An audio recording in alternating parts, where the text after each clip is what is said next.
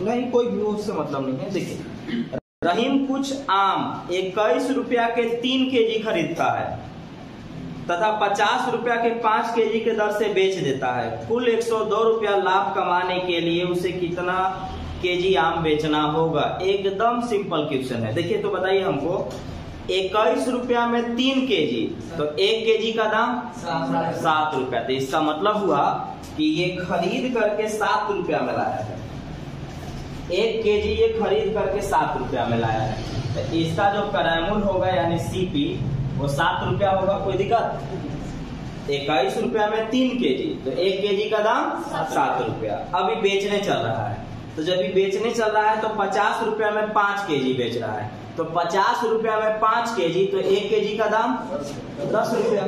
तो ये बेचने चल रहा है विक्रयमूल्य, जिसको एसपी बोलते हैं। तो विक्रयमूल्य हो गया 10 रुपया। 5 रुपया में 50 केजी, तो 1 केजी का दाम 10 रुपया ना बोलिएगा। तो देखिए, खरीद के कितना में लाया है? 7 रुपया। 7 में। बेच कितना में रहा है? 10 रुपया में। लाभ की हानि? लाभ। कै रुपया? अब 1 केजी पर इसको 3 रुपया लाभ होता है।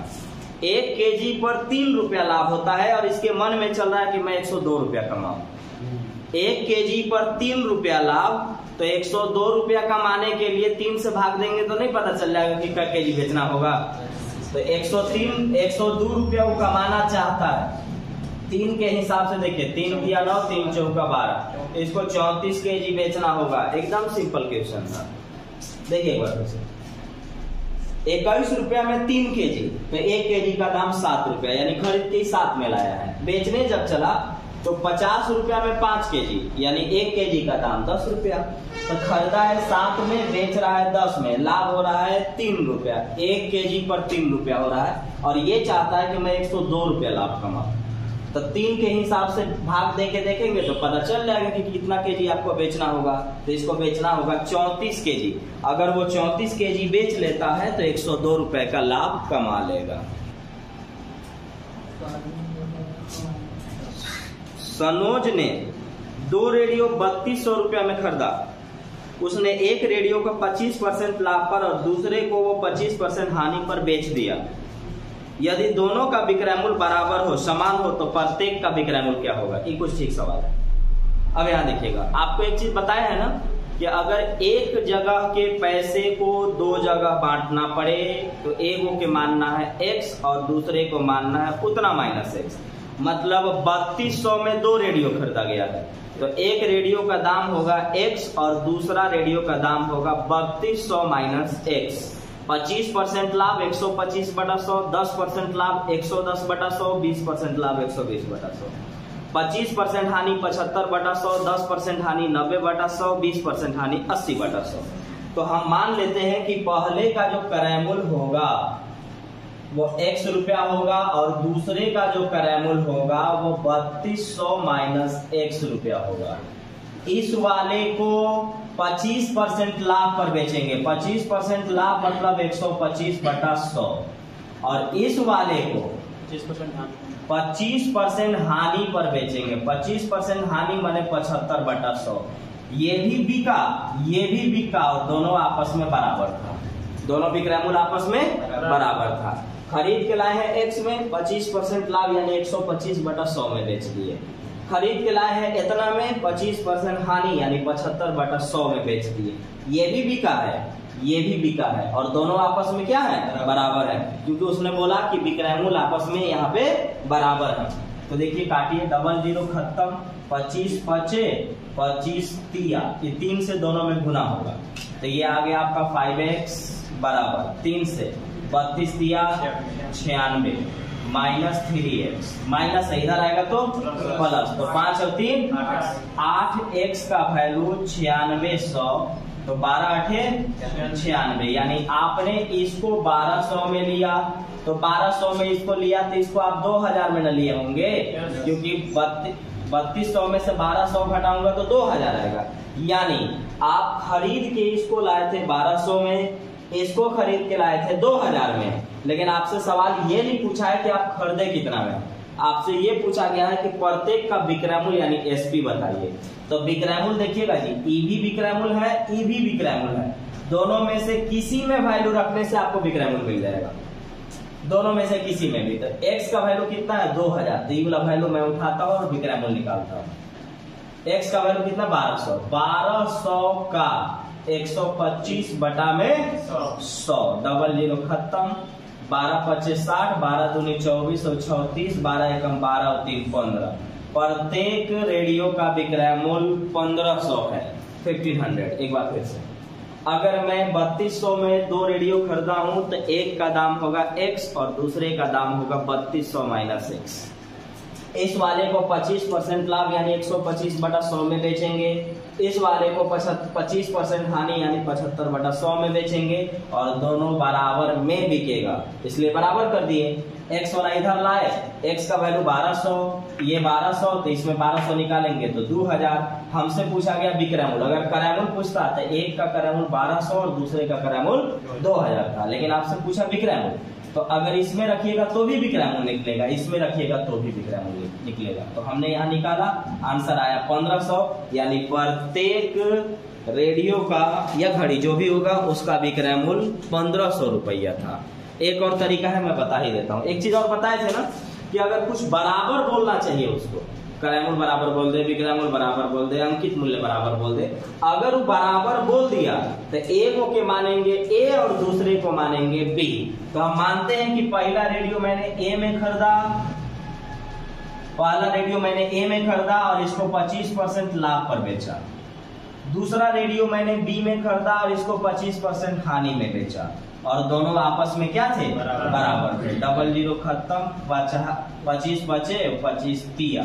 B को नीचे लाइए, B को नीचे लाइए और 5 को नीचे भेजिए, तो बनेगा A बटा में B, 3 तो वही रह गया, 5 नीचे गया, 5 और 3 8, तो दोनों मिलाकर के 8 रेशियो में है और दोनों मिला के 3200 में था। तो एक रेशियो का वैल्यू 400, 8 चौका 32, तो एक रेशियो का वैल्यू 400, तो 3 रेशियो का वैल्यू 4 दिया 1200 और 5 रेशियो का वैल्यू 4 बचे 20, 2000। अब हमें मालूम है कि ये वाला भी क्रय मूल्य है, हम ये तो क्रय मूल्य है, तो किसी में भी रखेंगे तो A का वैल्यू रखिए, कितना A का वैल्यू ये वाला है और 1200 है, तो आप आ जाइए विक्रय मूल्य पर। तो आपने 1200 के चीज को 25% लाभ पर बेचा था, ये बिका था आपका 1500 में, और सबका विक्रय मूल्य यानी SP क्या है 1500 रुपया। दिवाकर ने एक रेडियो इसके अंकित मूल्य के 9/10 में खरीदा, इसे अंकित मूल्य के 8% अधिक में बेच दिया, उसे कितने % का लाभ हुआ। कहने का मतलब है कि जो भी MRP रहा होगा, अंकित मूल्य का मतलब MRP, जो भी MRP रहा होगा उसका 9/10 में ही खरीदता है। तो आपको मालूम है कि परसेंटेज में 100 मान करके हम चलते हैं, तो हम मान लेते हैं कि अंकित मूल्य यानी MRP 100 रुपया था, तो ये जब खरीदने चला होगा ना तो MRP का 9/10 में खरीद लिया था। जो भी MRP था उस MRP का 9/10 में ये क्या किया था खरीद लिया था। तो 9/10 में अगर ये खरीदा था तो मान लेते हैं कि MRP यानी अंकित मूल्य, अंकित मूल्य हम मान लेते हैं कि अंकित मूल्य 100 था। तो हम जब खरीदने गए होंगे तो हमको मिला था 90 रुपया में। MRP का 9/10 कितना होता है 90 होता है, यानी हम खरीद के 90 में लाए थे, लेकिन जब हम इसको बेचने चले ना तो MRP से 8% ज्यादा में बिकेगा, जबकि नियम ये नहीं है। नियम है कि जितना MRP है या तो MRP पर बेच सकते हैं या MRP से कम पर बेच सकते हैं, लेकिन ये जो सवाल है इस सवाल में MRP से ज्यादा में बेचना है। तो कहीं कहीं जगह पर MRP से ज्यादा में बिकता है, जैसे मल्टीप्लेक्स वगैरह में मूवी देखने जाइएगा तो पानी का बोतल यहाँ 10 रुपया 15 रुपया मिलता है ना, वहाँ 50 रुपया में आपको मिलेगा। हाँ, मकई लीजिएगा तो 250 में, उसका नाम है वहाँ पॉपकॉर्न, ठीक ना। तो ये सारा चीज होता है। अब भाई करोड़ों का कॉम्प्लेक्स खड़ा किया तो कहाँ से निकालेगा वो, तो वही चीज यहाँ चल रहा है। तो बेचने जब वो चला ना तो MRP से बेचने जब वो चला, विक्रय मूल्य जो इसका बना, तो MRP से वो क्या किया कि 8% ज्यादा में बेच दिया। तो हम इसका विक्रय मूल्य पर आते हैं, तो 8% ज्यादा मतलब 8 रुपया ज्यादा, यानी 100 रुपया MRP था 108 में वो बेच दिया। 100 रुपया MRP था वो 108 में बेच दिया। तो अब बताइए खरीद के कितना में लाया है, बेच कितना में रहा है? 108 में। लाभ की हानि कितने रुपए का? 18 रुपए का लाभ। लाभ परसेंट आपको पता है, लाभ परसेंट होता है लाभ गुने 100 और बटा में क्रय मूल्य 90। 18 बचे 5 से 20% का ये लाभ कमाएगा। तो एक बार फिर से समझिए, जो भी एमआरपी होगा उस एमआरपी का 9/10 में ही खरीद लेगा। तो एमआरपी हम मान लेते हैं कि 100 होगा। अगर एमआरपी 100 है तो उसका 9/10 में ये खरीद लेगा। तो 9/10 का मतलब 90 रुपया, 90 रुपया में ले लेगा। लेकिन जब ये बेचने चलेगा, विक्रय मूल्य जो इसका होगा वो 8% ज्यादा में बिकना चाहिए, वो भी एमआरपी से ज्यादा। जबकि नियमतः एमआरपी से ज्यादा नहीं बिकता है चीज। तो एमआरपी 100 रुपया है और 8% ज्यादा लेके बेच देंगे, यानी 108 में बेच देंगे। तो खरीद के लाए हैं 90 में, बेच रहे हैं 108 में। लाभ हो रहा है 18 रुपया। लाभ परसेंट लाभ गुने 100 बटा में क्रय मूल्य होता है। आंसर हो गया लाभ परसेंट आपका जो होगा वो लाभ गुना 100 और बटा में क्रय मूल्य, प्रॉफिट इंटू 100/CP। इसको 25% का लाभ हो जाएगा। एक्स मान के नहीं बना सकते। एक घड़ी के अंकित मूल्य पर 10% छूट देने के बाद घड़ी का मूल्य 1080 रुपया है। मतलब एमआरपी पर छोड़ने के बाद 1080 में वो बिक जाएगा सामान। आप जब दुकान में जाते हैं तो अगर वो कुछ डिस्काउंट देता है तो डिस्काउंट देने के बाद वो सामान तो बेच ही देता है और वो सामान बिक जाता है। यानी विक्रय मूल्य आपको दे रहा है 1080 रुपया और बोल रहा है कि अगर छूट नहीं दी जाए तो 25% का लाभ होगा। छूट नहीं दी जाए तो 25% का लाभ होगा। घड़ी का क्रय मूल्य बताइए। छूट नहीं देने का क्या मतलब होता है? एमआरपी पर बेचेगा। हाँ, छूट नहीं देने का मतलब है कि जितना दाम लिखा हुआ है उतने पर ये सामान बिकेगा। यानी अगर 500 दाम लिखा है तो 500 ही देना होगा आपको। ये होता है मतलब छूट न देने का। 25% लाभ होगा। वो कब होगा? जब छूट नहीं दे तब। छूट नहीं यानी एमआरपी पर बेचेगा तब। तो पहले एमआरपी जान लेते हैं कि एमआरपी था कितना उसका। हाँ, पहले ये समझिए, पहले एक एक स्टेप समझिएगा।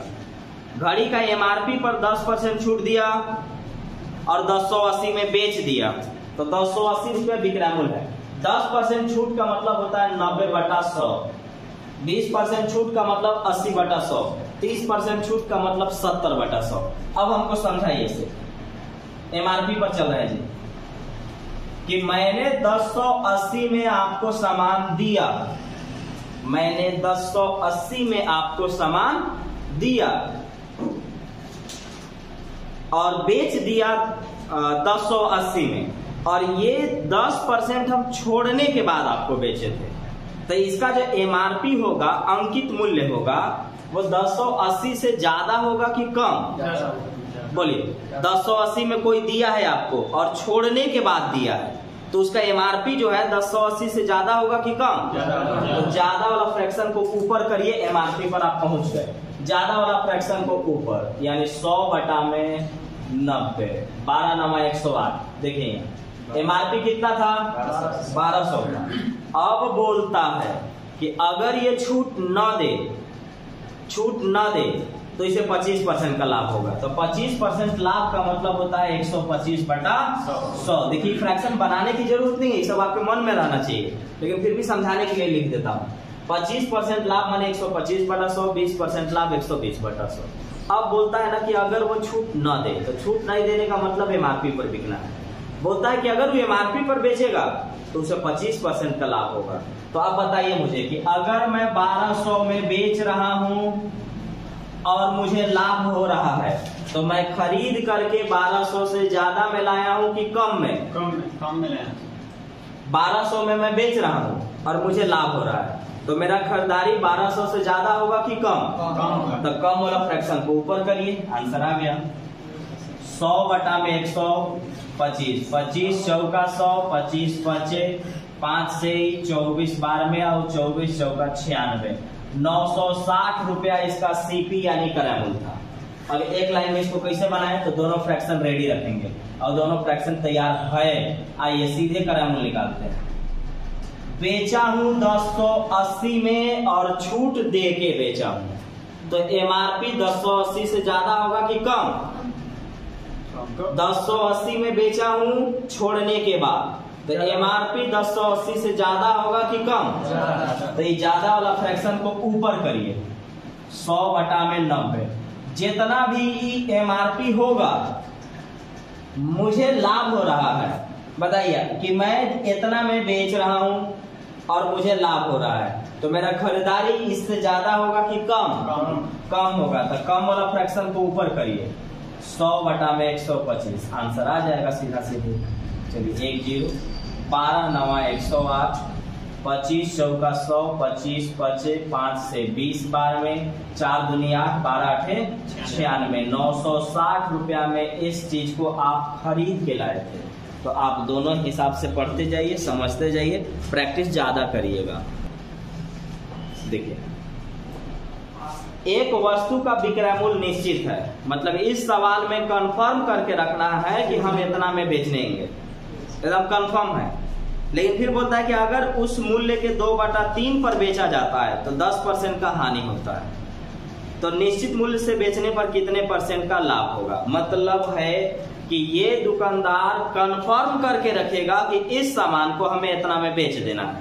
तो हम 100 में बेचते हैं और क्या, बात खत्म करते हैं। हम विक्रय मूल्य को फिक्स करते हैं, हम मान लेते हैं कि विक्रय मूल्य 100 में ही बेचना है हमको, 100 में हमें क्या करना है? बेचना है। तो अगर मुझे 100 में बेचना है तो बोलता है कि अगर आप 100 का 2/3 में बेचेंगे ना, 10% हाँ 100 का 2/3 में बेचेंगे तो आपको 10% का नुकसान होगा। 10% नुकसान मतलब 90/100।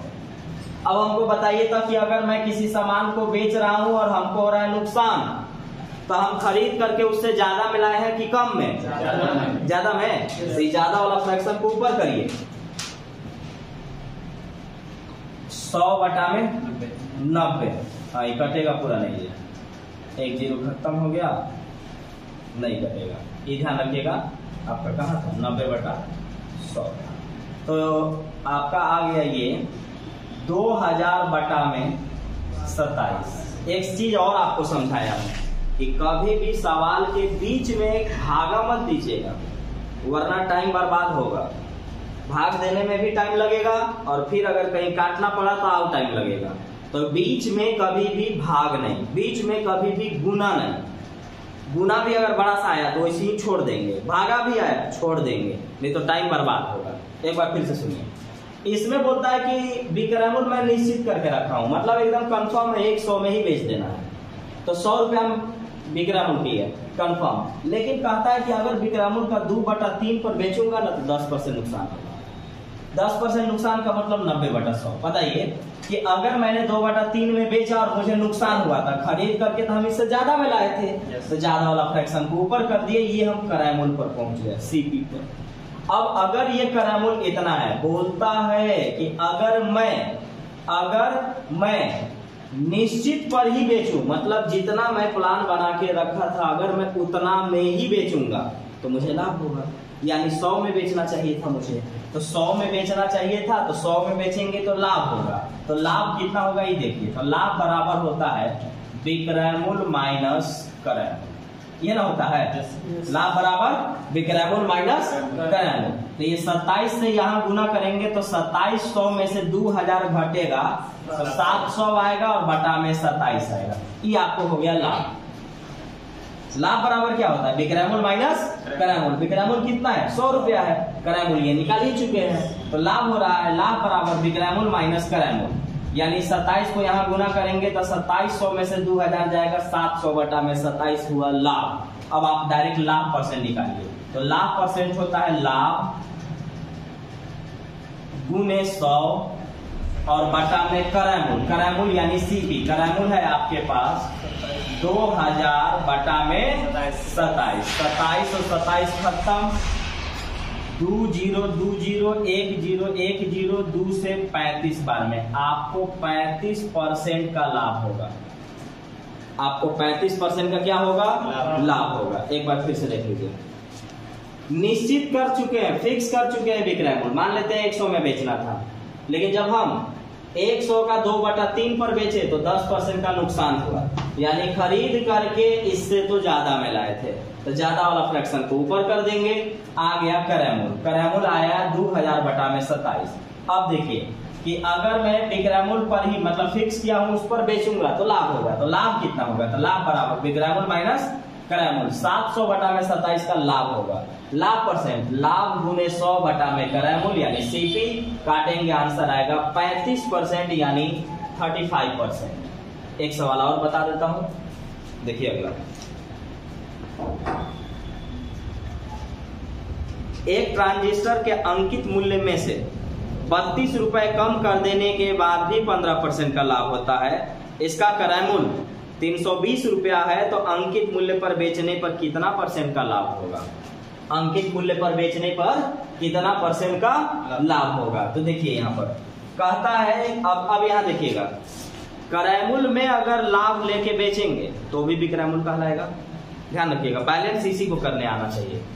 करैमुल में लाभ लेके बेचेंगे तो बिक्रैमुल कहलाएगा, अंकित मूल्य में से किसी को कुछ छोड़ देंगे तो भी बिक्रैमुल कहलाएगा।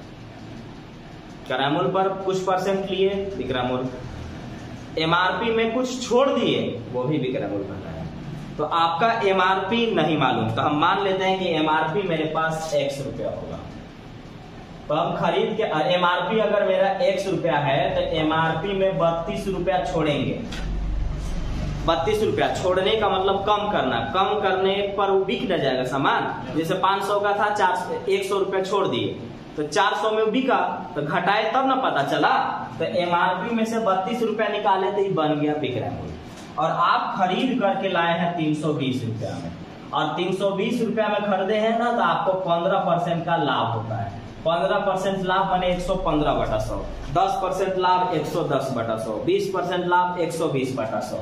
अब देखिए करैमुल में कुछ परसेंट लेने के बाद ये बिक्रैमुल बनता है, और एमआरपी में कुछ छोड़ने के बाद भी ये बिक्रैमुल बनता है, तो दोनों बिक्रैमुल तो आपस में बराबर हो गया। फिर ये ना मतलब हुआ, अगर वो बिक्रैमुल है तो वो दोनों आपस में क्या हो गया, बराबर। फिर से सुनिए, एमआरपी में कुछ छोड़ेंगे बिक्रैमुल, करैमुल में कुछ परसेंट लाभ लेंगे बिक्रैमुल, दोनों बिक्रैमुल आपस में बराबर। चलिए 1 0 खत्म, 5 से काटिए 23 बार में, 5 से 2 बार में, 2 से 16 बार में गुना करेंगे, ये माइनस से उधर जाएगा तो प्लस हो जाएगा। तो देखिए 16 थिया 48, 16 दूना 32, 32 और 4 36।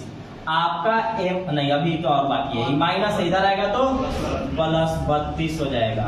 आ गया कितना 400। एक्स क्या मान के रखे हैं, एमआरपी। क्या मान के रखे हैं, एमआरपी। यानी आपका एमआरपी हो गया 400 और आप खरीद करके लाए हैं 320 में। अब बोलता है सवाल कि अगर वो एमआरपी पर ही बेच देता तब, तो एमआरपी पर बेचने का मतलब है कि 400 दाम लिखा हुआ था, 400 में बेचता, तो खरीद के कितना में लाया है 320 में, बेचना कितना में चाहता है 400 में। लाभ की हानि, लाभ कै रुपया 80 रुपया। लाभ परसेंट निकालिए, लाभ परसेंट होता है लाभ गुने 100 और बटा में करैमुल यानी सीपी 120, 8 चौका 32, 4 से 25, 25% का इसको लाभ होगा। फिर मतलब करैमुल पर लाभ लेके कितना परसेंट पर बेचा था, 15% पर। अगर वो एमआरपी पर बेचता तो उसे कितने परसेंट का लाभ होता, 25%। एक बार फिर से सुनिए, एमआरपी हम मान लेते हैं x, एमआरपी में से कुछ कम करेंगे तो बिक जाएगा सामान, बिक्रैमुल कहलाएगा। करैमुल में अगर कुछ परसेंट लाभ लेंगे तो भी वो सामान बिक जाएगा, और दोनों आपस में बिक्रैमुल कहलाएंगे, और दोनों बिक्रैमुल आपस में बराबर हो गए। माइनस था उधर भेज के प्लस कर लिए 400। बोला कि एमआरपी पर ही अगर हम बेचे तो एमआरपी पर बेचिएगा तो 400 में बेचना होगा। खरीद के आप 320 में लाए हैं, 400 में बेचिएगा तो लाभ होगा 80 रुपए का। लाभ परसेंट होता है लाभ गुने 100 बटा में करैमुल, आंसर होगा 25% का। अब जब कल से जो अब आप लोग इसमें स्टार्ट करेंगे टाइप्स, वो सब ए ग्रेड का क्वेश्चन होगा। आप एसएससी सीजीएल मेंस तक आप क्वेश्चन को सॉल्व करेंगे।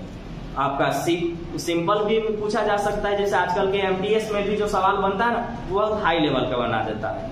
तो कल से जो हम लोग पढ़ेंगे वो सब ए ग्रेड का क्वेश्चन होगा।